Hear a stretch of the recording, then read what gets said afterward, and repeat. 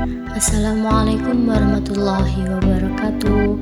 Perkenalkan, nama saya Khairunnisa Afidatus Zahra dengan NIM 41302132, Prodi S1 PGSD, kelas 5B. Be Smart Millennial Future Pemilu 2024. Bagaimana sih strategi cerdas milenial pada pemilu 2024? Strategi cerdas milenial dalam memilih pemimpin pada pemilu 2024. Yang pertama, memahami isu-isu sosial yang sedang relevan di masyarakat.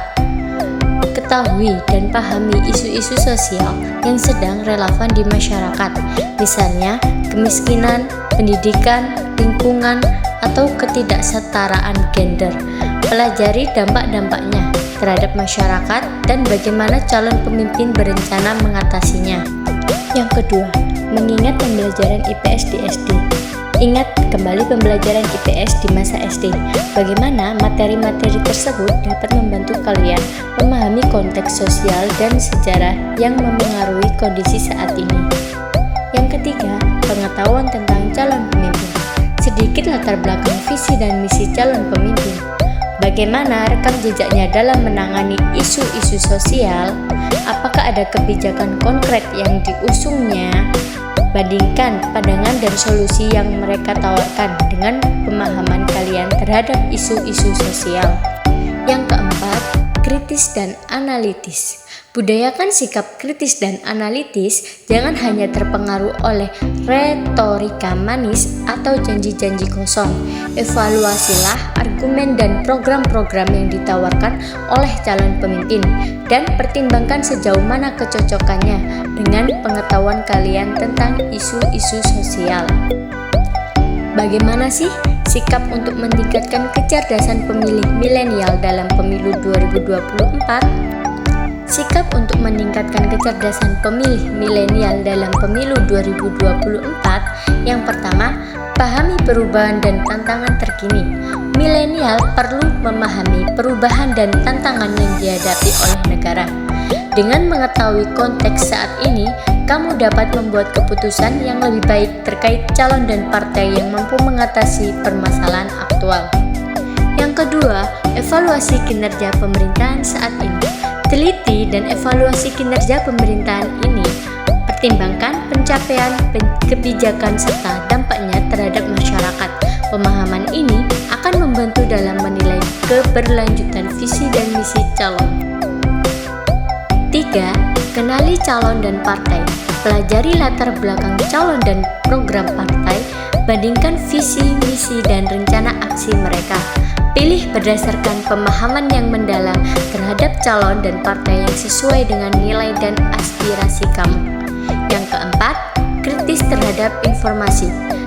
Sebagai pemilih cerdas, selalu peroleh informasi dan sumber yang terpercaya. Hindari tersebar luasnya informasi palsu dan hoaks. Pastikan bahwa pengetahuan didasarkan pada fakta yang valid. Teori seperti apa yang dikemukakan oleh Albert Bandura? Teori yang dikemukakan oleh Albert Bandura mempunyai istilah teori belajar sosial yang menekankan pada perubahan sikap seseorang akibat interaksi timbal balik yang berkelanjutan antara kognitif, perilaku, dan pengaruh lingkungan.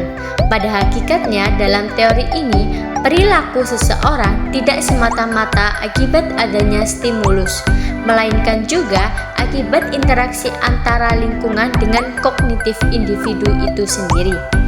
Prinsip belajar menurut teori ini menekankan transfer ilmu yang diterima individu dalam belajar sosial dan moral terjadi melalui proses peniruan atau imitation dan penyajian contoh perilaku atau modeling.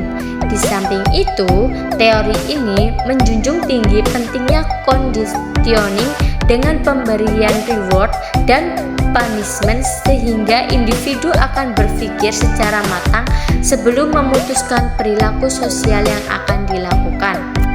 Teori belajar sosial tersebut sejalan dengan pembelajaran ilmu pengetahuan sosial atau IPS yang mengkaji masalah-masalah atau gejala sosial yang terdapat di lingkungan masyarakat. Hal tersebut juga didukung dengan ruang lingkup ilmu pengetahuan sosial atau IPS, yakni manusia sebagai individu dalam lingkungan sosial. Ditinjau dari aspeknya, ruang lingkup terhadap meliputi hubungan sosial, ekonomi, psikologi sosial, budaya, sejarah, geografi, serta aspek politik.